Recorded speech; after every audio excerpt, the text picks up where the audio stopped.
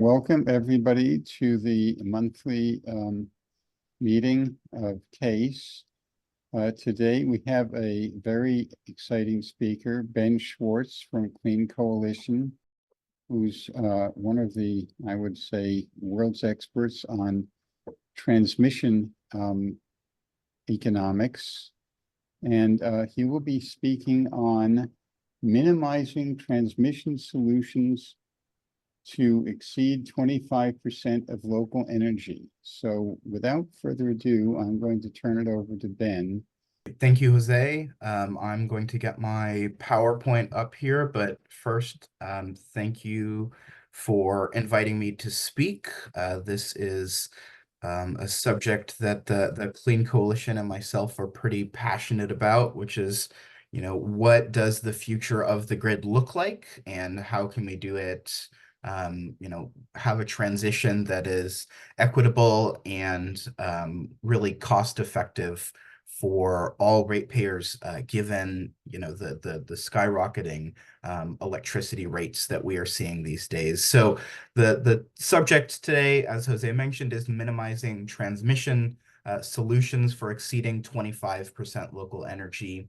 The Clean Coalition is a nonprofit, and our mission is to accelerate the transition to renewable energy and a modern grid. The first thing I want to address is just why I picked that number 25%.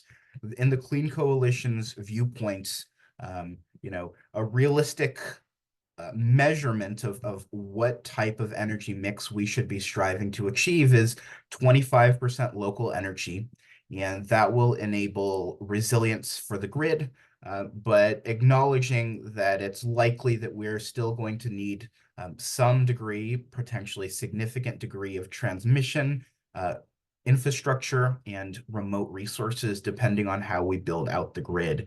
And so we view this 25% local, 75% remote mix as realistic, although it's not necessarily the most ideal solution. So I'm going to address a number of different aspects of this transition of the grid. And, it's quite a complicated subject. There are a lot of different kind of intersecting topics that are related. So I'll do my best and happy to answer questions at the end and then next week. So the first thing is really the background. The existing system is not designed in the most effective way, particularly not in terms of meeting the really ambitious goals that the state has set in terms of both decarbonization and electrification. The grid is designed using 20th century principles that are really designed for a one-way flow of energy. So we start with remote power, really from utility scale, solar farms in the middle of nowhere, or gas-fired peaker plants, and that energy is delivered across long-range transmission lines. It is the voltage is reduced at the substation, and then the energy is sent across the distribution grid to end users, whether that's businesses or residential customers. Now, this type of grid is largely inefficient, and generating energy remotely results in a more complicated grid, mainly because it requires a significant build out of new transmission infrastructure, which, as will be shown, is extremely expensive and takes often more than a decade to build a single project. As we are finding out with wildfires, a larger grid, particularly an aging grid that has not been well maintained, it's problematic. And so we are now having to play catch up. And when I say we, I mean the utilities are playing catch up and the ratepayers are footing the bill for that. And then, of course, the local residents, Californians, they do not benefit from economics of huge solar farms in the desert, whereas with distributed generation, or I'll be using the acronym DER, distributed energy resources, there are a myriad of benefits to the individual and to the grid.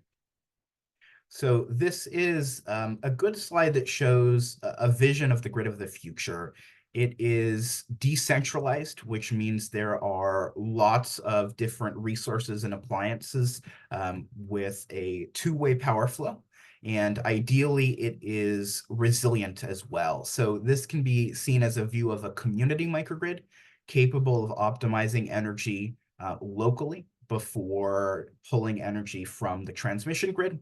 And the building blocks of community microgrids are solar microgrids or behind the meter microgrids.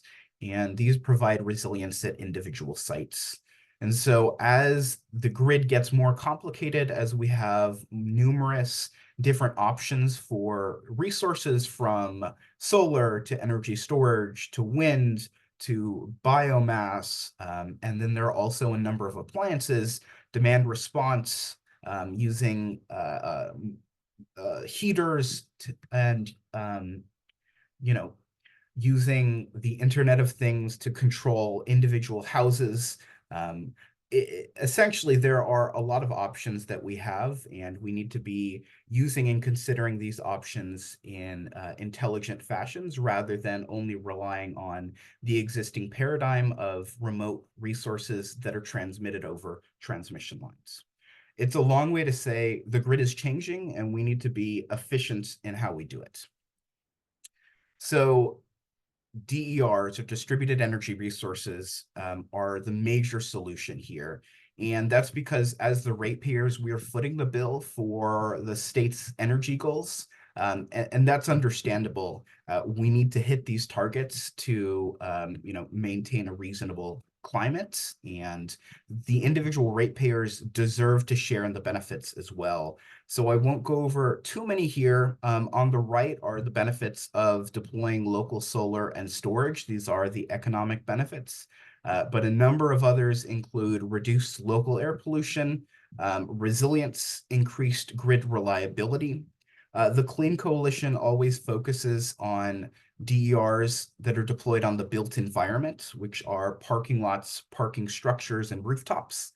And one of the benefits of that is that they are exempt from CEQA, the California Environmental Quality Act. Transmission projects have to go through a very labor-intensive process, and it can also take years, sometimes 10 to 15 years to finish the study process, whereas DERs are exempt. And so the deployment time for solar, for example, can be a couple of months, whereas for utility scale projects, it's years. And of course, there's increased grid efficiency. And this is important because having energy close to where it's needed means that there is less infrastructure that's required to deliver that energy. All right, so when we're talking about the future of the grid, there are a number of intersecting factors that we have to consider. The first is that California's electricity rates are already the second highest in the nation, only behind Hawaii, and they are increasing at a significant pace. The second thing is that due to electrification and decarbonization goals, it's likely that total demand for electricity is going to increase by around 67%. And so the existing grid will not be sufficient on its own. Of course, we should strive to use existing infrastructure, particularly the distribution grid, as effectively as possible. But inevitably, there will be some sort of upgrade that is required. Now, the CPUC is estimating that it will be between $26 and $52 billion in the next decade. And that's just for the distribution grid. So given already high electricity rates, the state needs to be considering ways to mitigate those costs. And in particular, that means reducing other cost avenues, particularly transmission, which may not be as necessary as we think, certainly not at the level that is currently being proposed. And then, of course, there is the real barrier of utilities and their rate of return. Currently, the utilities receive an 8% rate of return for distribution infrastructure, and that's already pretty high. For transmission infrastructure, the rate of return is higher than that of distribution infrastructure. It's between 9 and 12%. Oftentimes it sits right around 10 or 10.5%. And the higher rate of return, double-digit rate of return in particular, really incentivizes the utilities to strive for new transmission infrastructure or upgrading existing transmission infrastructure wherever possible. The incentive is to go for making more money, not necessarily what will benefit the ratepayers in the most ideal way. And then just for emphasis, if you take a look at the image on the right, what this shows is the amount of infrastructure that is located in a high fire threat district. So there is a threat of a wildfire. And what you'll notice is the amount that's in a high fire threat district is far, far lower than the amount that is not in a high fire threat district. And yet, each of the utilities is requiring billions of dollars of upgrades and wildfire grid hardening costs that are being passed along to the ratepayers. And there was never a question of whether this needed to happen in the eyes of the CPUC, because they never considered the alternative that maybe fixing our infrastructure wasn't the most cost-effective way to create a system or grid of the future. And the fact that DER alternatives have not been actively considered in the decision-making process simply demonstrates that the grid is being operated still as if we're in the 20th century, rather than considering what the most effective solution should be. Okay, so this is a pretty busy slide. Really, the point is showing that transmission infrastructure is one of, if not the major driver of ratepayer increases or rate increases, I mean to say. Now, transmission access charges are the costs assessed to customers for historical and present investments in the transmission grid. And I won't go too far in depth into this issue. The Clean Coalition does have a campaign to fix the way these are assessed. And unfortunately, these TAC transmission access charges are artificially depressing the true value of DERs. But what I'm intending to show is that the average TAC rate has more than tripled over the last 11 years, and that can be seen in the graph at the bottom right. And this is not stopping anytime soon. In fact, CAISO is estimating, that's the independent system operator, that over the next 20 years, at least $30 billion will be needed. Every consecutive year after they've released that initial announcement, the total amount has increased, which just demonstrates that 30 billion is ridiculously conservative. The Clean Coalition has studied transmission projects, and what we've learned is that the underlying capital amounts, which is really what the ratepayers and the CPUC are told will be the cost of the project, end up being around 1/10 of the total project cost when considering the capital cost, the rate of return, and operations and maintenance costs over the life of that project. And so, you know, if a project is said to be $10 billion, the ratepayers often shoulder a burden of close to $100 billion. And of course, that's just using an illustrative number. It's not the actual price of any specific project, but it's just showing that transmission costs are far, far higher than the initial sticker price. And having a system that does not actively consider the true cost, that life cycle cost, is doing the ratepayers a disservice. So one of the important ways to actually consider what the most effective grid of the future looks like is considering what that true cost is. And that will very clearly demonstrate that DER solutions that focusing on the distribution grid wherever possible is a more cost-effective alternative. So this is a graph that demonstrates just how high rates are getting. And in particular, what I want to demonstrate is that if you take a look at those bolded lines, that's the actual rate at which these factors are increasing. The rate of which they should have increased based on inflation is the dotted line. So things are increasing at a rate that far outpaces inflation. And in particular, the utilities have almost increased their rates by 100% or more for each of them. PG&E 127%, SCE 91%, and San Diego Gas and Electric 72%, whereas the consumer price index has only increased by 28% over the last decade. So things are far outpacing inflation, and they don't appear to be stopping anytime soon. For those of you who have noticed that distribution seems to be increasing at a far higher rate for Edison than transmission, that is true, although just kind of an interesting detail. Southern California Edison includes a category called sub-transmission. They include that in their distribution rates, whereas the other utilities do not include that. They only include that in transmission. So SCE's distribution rates are higher than the other utilities, and that's because they categorize things differently. All right, so this is a graph of the CAISO load data from September 6th, 2022.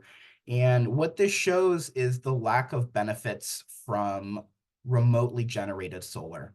The image, or the line in red, shows the actual demand on that peak day, whereas the green shows the amount of solar that was generated on that day.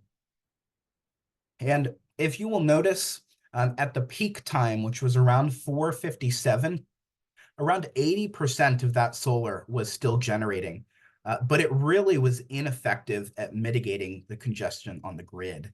And the reason that this is important is because the state plans for our infrastructure based on peak demand.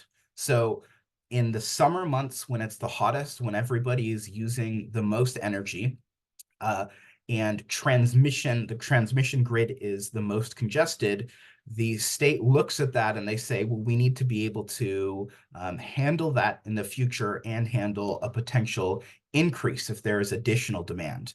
And so based on this, the state's answer, the response would be, let's build more transmission. And that is the only option that is proposed. The alternative would be looking at DERs. So let's take this same graph and do a thought experiment. If instead of having the solar connected remotely to the transmission grid, what if that same solar were connected locally, if it were rooftop solar, for example?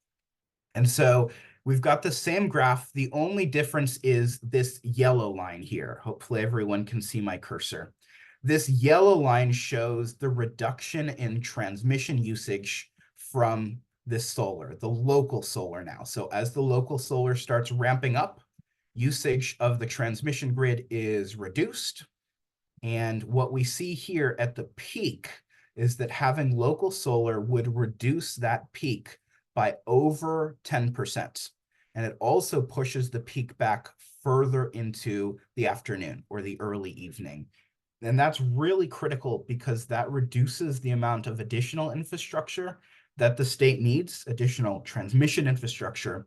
It also, on that day, the 6th of September, 2022, would have eliminated any emergency or any chance that the state would achieve or have brownouts or significant grid outages across the system. So the question becomes, why isn't the state considering distributed energy resources? Why aren't we considering local solar? And that's one of the key questions, really, that needs to be fixed or needs to be switched. As we consider what the energy portfolio is for the state, as we consider how much additional transmission infrastructure we need, we should also be considering, well, what are the benefits of DER alternatives and how can that help us more effectively reach our goals? So the three takeaways are that local solar reduces that peak transmission usage by around 50% of the installed capacity, and having energy storage or electric vehicles would increase that value significantly.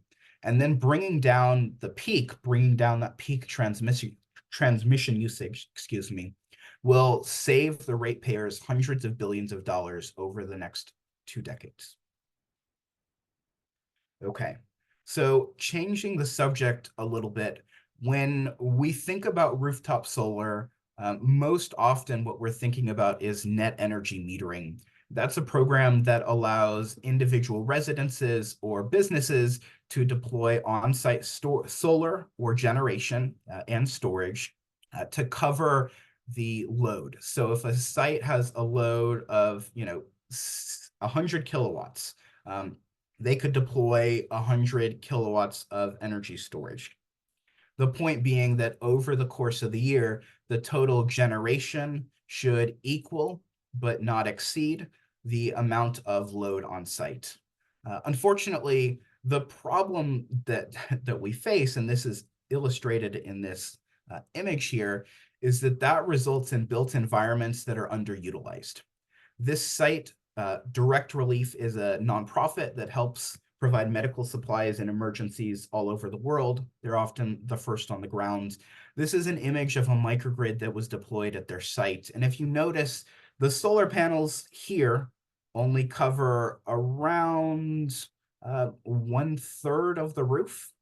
And that's all that they can use under net metering because that equals their on-site load. So the rest of the roof and the entire parking lot are left uncovered because after you reach 100% of that on-site load, it becomes uneconomical to deploy additional generation. And for this site, which is interested in benefiting the local grid and would be happy to deploy more solar and more storage and send the rest to the grid, they are unable to do that. And so that's a limit in the existing program, and really is a good reason why the state needs larger scale programs that can enable this type of full usage of the built environment. Rather than relying on transmission projects that take multiple years even to get the project, the right of way approved, or to get the CEQA exemption filed, it's far more effective to utilize the existing built environment and reduce the amount of infrastructure needed instead.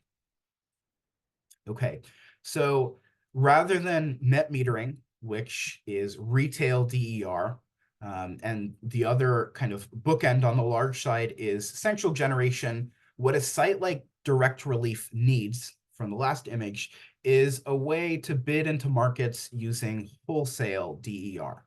Which is really kind of the middle scale. These are distribution grid connected resources, but not so small as to just cover an on-site load.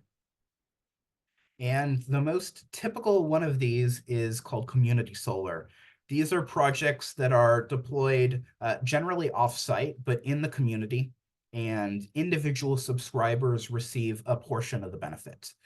So for example, with many apartment buildings, the residents do not have access to the roof. The owner controls the roof. And so they cannot participate in a net metering program. And so instead, these customers might be able to subscribe to potentially a project deployed at a school, for example, or at a local church and receive benefits in that way, but also the grid benefits due to additional solar and potentially battery storage. 43 states in the United States have at least one program. California is really at the bottom when it comes to an effective community solar program. We have 3 different programs, none of which are particularly effective. And the CPUC has been dealing with this issue, recently announcing a proposed decision. Unfortunately, the Clean Coalition's experience in this proceeding really clearly shows that the proposed decision is taking the state in the wrong direction and will not result in a successful community solar program. One of the main reasons for that is the economics. Another is unsuccessful program mechanics. And the third is a lack of focus on infill community solar or local community solar. So from our perspective, we intervened in this proceeding and focused on trying to create a program that will result in built environments. As I mentioned, 44% of Californians cannot access their roof. And we need to provide these residents with some economic benefits, and also provide them with an opportunity to help the broader grid by enabling a greater amount of solar and storage to be deployed. The state needs around 12,000 megawatts of new customer-sited solar, and that is a significant increase in the amount of solar. We need our best year on record for deploying solar, and then we need to sustain that for the next decade or so. At the moment, we are not moving in the right direction, and the state is not working in a way to utilize the existing potential of the built environment. For example, there are 66,000 eligible commercial roofs, and using commercial roofs that would not otherwise be utilized is an effective tool, rather than moving towards transmission as the first solution. And then in addition to solar, the state is also in a position where we need a significant amount of energy storage. And we're focusing, when I say we, I mean the state, has been focusing on utility scale deployments, large energy storage, which has its value, but as mentioned with transmission and other remote projects, can take a large amount of time to actually deploy. Smaller scale solar wholesale distributed generation is an effective solution, and also can result in a number of benefits for the local distribution grid where there currently are not existing markets. Okay, one of the reasons that we need local solar is to benefit our disadvantaged communities. When we talk about the solar siting potential, there is a far greater opportunity for solar on built environments than there is for solar that is connected via a ground mount. This is an image that shows the LA basin, and the areas in red or potentially pink are disadvantaged communities. All of those blue dots are opportunities for rooftop solar. And if you notice, there are blue and there are some yellow dots. Those are gas-fired peaker plants. What you see very few of are orange dots. I think there is maybe one on the right side over here. In the middle on the right side, one orange dot located in a disadvantaged community. And what that demonstrates is that ground mount projects there are far fewer siting opportunities than there are for rooftop solar. So really, our policies should be trying to enable rooftop solar wherever possible, especially when there is storage, paired storage, or standalone storage nearby. In this proceeding, the Clean Coalition advocated for standalone storage as a solution that benefits the ratepayers and also benefits the grid as well. And one of the main ways that occurs is through a cost reduction. The larger deployment of storage that you have, the more cost effective it is due to economies of scale. And this is an example that we showed with a solar system that's 500 kilowatts. The cost is relatively similar. However, if you have paired storage, the cost is far higher than if you have unbundled storage, or storage that is deployed nearby but not on the same site. And so the cost savings for having unbundled storage can be as much as 25% of a cost reduction. Now, when the ratepayers are rewarding or compensating solar and solar plus storage systems, reducing the cost by 25% is significant. And also having a battery with a much larger capacity means that energy storage can operate in a way that benefits the grid, or provides resource adequacy, or a number of other options. In other words, it provides far more functionality than having a standalone system. And so the reason I bring this up is because this is another one of those cases where the Public Utilities Commission was rather stagnant in their way of thinking. Initially, discussions in the community solar proceeding were focused on solar, and then it transitioned to, well, let's have solar and on-site storage. But there never was a consideration until the Clean Coalition brought it up of the additional benefits of having larger storage systems, but not requiring the storage system to be on site with the solar. And so it's having there is an importance of having a flexible way of thinking rather than relying on the status quo to guide our policy decisions. Now, this is kind of an interesting trend that's started to come up recently, which is that there is so much additional solar energy during the middle of the day that the CAISO, the independent system operator, is actually paying the owners of battery systems to import energy from the grid. There are negative prices, and this really demonstrates an imbalance in the existing system. And more than anything, it demonstrates, A, the need for more energy storage, but also it demonstrates the need to change consumer behaviors over time.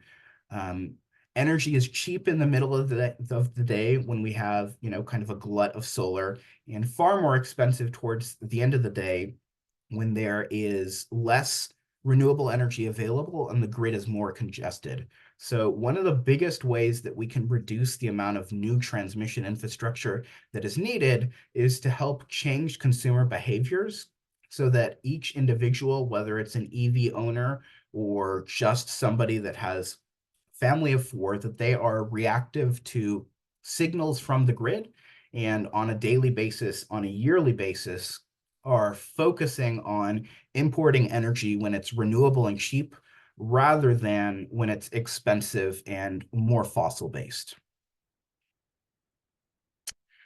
In addition to changing consumer behavior, intelligently siting energy is key. Right now, when the state considers an energy portfolio, the focus is how can we ensure that we have enough transmission infrastructure to interconnect a certain amount of energy. The state doesn't necessarily say we need, 2 megawatts of solar interconnected to this transmission project, or we need 5 megawatts interconnected to this transmission project. They say we need a total amount of X, and that means we need an additional amount of transmission infrastructure. What the state has refused to do thus far is to take an active role in strategically siting energy in locations, A, where the capacity is available, and B, where the grid conditions or the topology of the grid makes sense for that to be done. Now, there are a few cases that show the sizable benefits, really, of what this could create. SCE, Southern California, Edison did a study saying that intelligently siting 4 gigawatts of local solar could save around $2.2 billion in new transmission. And part of the reason for that is because upgrade costs for interconnecting projects to the transmission grid are socialized. They're paid by the ratepayers, whereas costs to interconnect and upgrade the distribution grid are generally borne by solar developers or project developers, meaning that it's far more cost effective in terms of upgrade costs to have the developers pay at the distribution rather than the ratepayers pay at the transmission level. A more recent study by Vibrant Clean Energy showed that having the distributed option, that is having our policymakers cite transmission interconnected and distribution interconnected resources together in the planning process, would save around $120 million. So there is significant savings to be had, but doing that requires us shifting the way that we create the state portfolio and the way we develop the necessary additional infrastructure, and focusing on a collection of both transmission and distribution interconnected resources. All right. So this is a key example of why considering grid topology actually matters and why it can help us lead to a more effective grid of the future. This is the Goleta load pocket. We call it that. It's also known as the Santa Barbara region. It's an area spanning 70 miles from Point Conception to Lake Casitas, and it is highly transmission vulnerable and disaster prone for a number of reasons. First is it sits at the edge of Southern California Edison's grid and PG&E's grid, and there is no major connection between the two. The second is that there is only one set of transmission lines. There are two lines that go on the same tower, and they are located in a really mountainous area in the Santa Ynez Mountains that is also a high fire threat district. And so Southern California Edison has told us that in the event of an outage, in the event that one of those lines goes down, both lines will go down. So there's not much resilience there. And the result will be an outage in the region that potentially lasts for multiple weeks, if not months, before power is restored. So this is the perfect opportunity, A, for a community microgrid, and it makes sense to treat this as its own little region and focus on distributed energy resources. The Clean Coalition's analysis has demonstrated that we need around 200 megawatts of solar and 400 megawatt hours of energy storage to provide 100% protection. And this is really a vision of one of the biggest scale community microgrids that has been considered, but B, a way to plan starting from DERs rather than having the starting point be transmission interconnected resources. Now that we know exactly how much energy and energy storage will be needed, we are also capable of supplementing with other types of DERs, such as energy efficiency, demand response, offshore wind, and even bidirectional EVs as those come to be developed further. But really, having the starting point be DERs is a very different outlook than having the starting point being transmission and transmission interconnected resources. This is a load pocket, which makes it kind of a unique situation compared to other places where there are multiple different transmission interconnections and multiple different substations.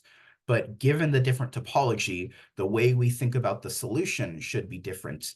And our design processes need additional flexibility in order for that to be possible. Otherwise, as the status quo is, really the only solution would be additional transmission capacity or potentially a new line. And so developing a strategic plan that can enable local resilience and local reliability also necessitates focusing on the community scale, focusing on individuals and the individual needs of communities, including for resilience at critical community facilities. And, as a state, we are starting to get there. We are starting to focus on resilience a little bit more, but we're not compensating for sites that enable resilience or sites that enable, broader protections before and after outages, or that benefits the local residents. The Clean Coalition likes to say that microgrids create an unparalleled trifecta of economic, environmental, and resilience benefits. And I think that's also another critical avenue, which is that when thinking about resources, we consider remote resources for the energy benefits, but distributed energy resources provide really a myriad of benefits, some of which that I showed in a slide earlier, but providing a plan that focuses not just on energy, but the total benefits is a very different way of thinking rather than just trying to minimize costs. Overall, we need to make a transition to have greater benefits and focusing on those benefits before just thinking about the lowest cost option. And then There are a few more slides here. I'll try to get through them quickly, but this is just focusing on EVs. And as we get more EVs on the road, we're going to need at least 1.5 million more over the next 10 to 15 years. We also need to be clearly creating ways to reduce the cost burden of those electric vehicles. And one of those is managed charging. This is an office EV load profile, so it's far higher during the week than during weekdays. The top area is around 7 kilowatts, but we want to make sure that our EVs are charging when it is most effective for the grid and when it costs the least. And so what that looks like is this.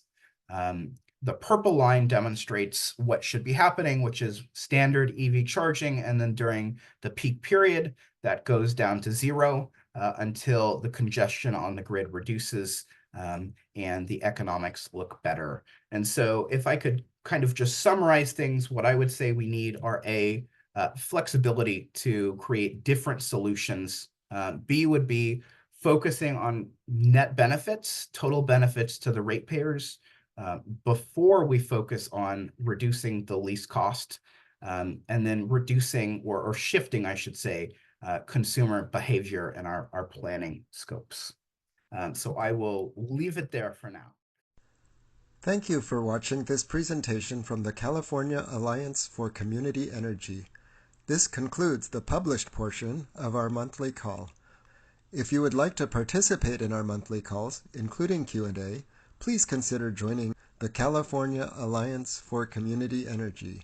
For more information, you can see our website at cacommunityenergy.org/apply.